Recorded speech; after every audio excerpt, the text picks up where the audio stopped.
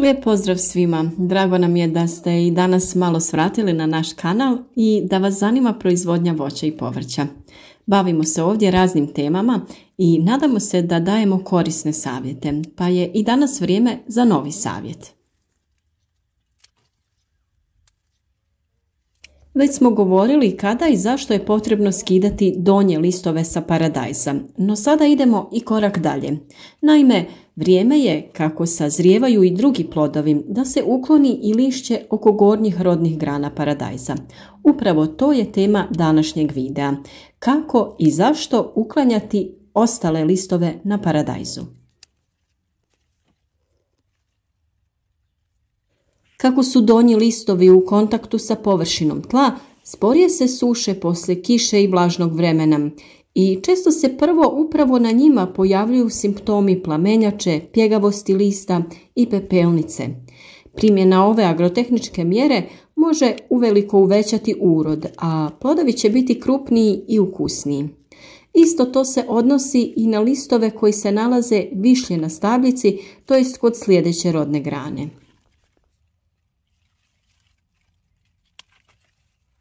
Nemoguće je zamisliti vrt bez paradajza i njegovih ukusnih plodova.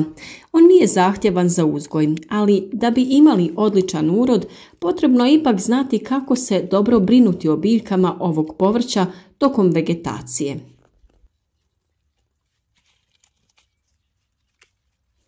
Jedna od aktivnosti koja će nam pomoći u tome jeste uklanjanje donjih listova, odnosno uklanjanje i listova iznad naredne cvjetne grane. Kroz sam razvoj stabljike stvara se velika lisna masa koja troši vodu i hranjive tvari iz zemljišta. Zbog toga se vrtlari često susreću sa pojavom da imaju velike biljke na kojima je malo plodova ili su oni sitni.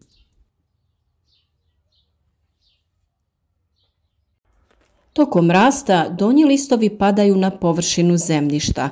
Zbog stalnog kontakta sa tlom ostaju dugo vlažni i dolazi do pojave njihovog žućenja i propadanja. Osim toga, sprječavaju cirkulaciju zraka u donjim etažama biljke. To usporava sušenje lisne površine i površine tla nakon kiše ili zalijevanja i stvaraju se povoljni uslovi za razvoj mnogobrojnih oboljenja. Simptomi plamenjače, pjegavosti ili pepelnice najčešće se javljaju upravo na ovim listovima. Pored ovih mjera na usjevu paradajza u vrtu ili u plasteniku, potrebno je reagovati kada se pojavi žutilo.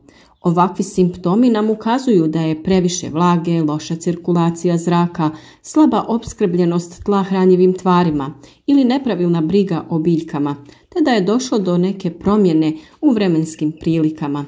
Na njima se pokazuju prvi znaci pojave raznih bolesti, koja se širi i zahvaća cijelu biljku. Zbog toga ih je potrebno i ukloniti. Upravo list paradajza nam govori kakav problem biljka ima, da li joj nečeg nedostaje ili da li nečeg ima viška. Upravo o toj temi imate poseban video, pa ga potražite na našem kanalu i saznajte šta to nedostaje vašim biljkama i kako da pravilno reagujete. Listove koji se suše, žute i na njima uočavamo simptome bolesti ili legla jaja nekih kukaca i gusjenica, potrebno je ukloniti bez obzira gdje se na biljci nalaze. Prirodna je pojava da se odbacuje staro i oštećeno lišće koje se počinje sušiti i podložno je napadu bolesti. Neke sorte stvaraju veće listove koji su gušće grupirani, ventilacija kod njih je usporena i treba biljci pomoći, odnosno ukloniti to suvišno lišće. To će poboljšati cirkulaciju i pospješiti isparavanje kapi kiše sa lisne površine. Smanjuje se također rizik od pojave gljivičnih bolesti i od gubitka vode i hranjivih tvari za održavanje ovih listova. Biljka hranjiva preusmjerava na plodove nakon što se listovi uklone. Naravno, ne treba ukloniti ni svo lišće odjednom, već se radi u intervalima i prati se pojava bilo kakvih promjena na biljci. Uklanja se nekoliko listova tokom jedne sedmice. Ovakav tempo neće stvoriti stres kod biljke. Neke sorte paradajza su osjetljive na odbacivanje lisne mase ispod prve cvjetne grane.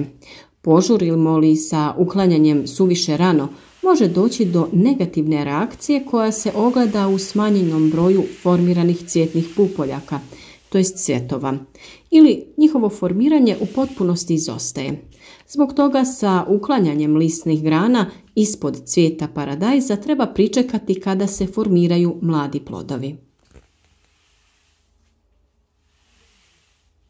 A vrlo bitan korak jeste da nakon uklanjanja listova te listove iznesete van iz vašeg plastenika ili vašeg vrta. Ukoliko bi se zadržali listovi na tlu, došlo bi do njihovog truljenja te bi moglo da uzrokuje različite bolesti.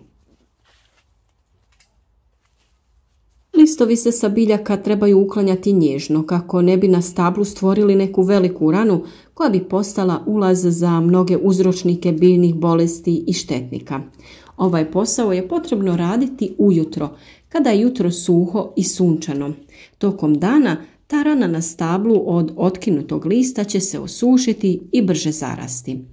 Kada se plodovi na sljedećoj cvjetnoj grani formiraju i dobiju svoj konačni oblik, vrijeme je za uklanjanje sljedećih listova. Ukoliko su biljke zdrave i nema znakova oboljenja, možete sačekati da svi plodovi na toj rodnoj grani sazore kako bi uklonili listove oko nje. S obzirom da su listovi biljci potrebni kako bi obavljala proces fotosinteze i pravilno usvajala hranjiva, pogotovo kod folijarne prihrane, nije dobro uklanjati ih prerano. No, kada su se plodovi potpuno formirali, listovi na tom dijelu više nisu potrebni i slobodno ih možemo ukloniti.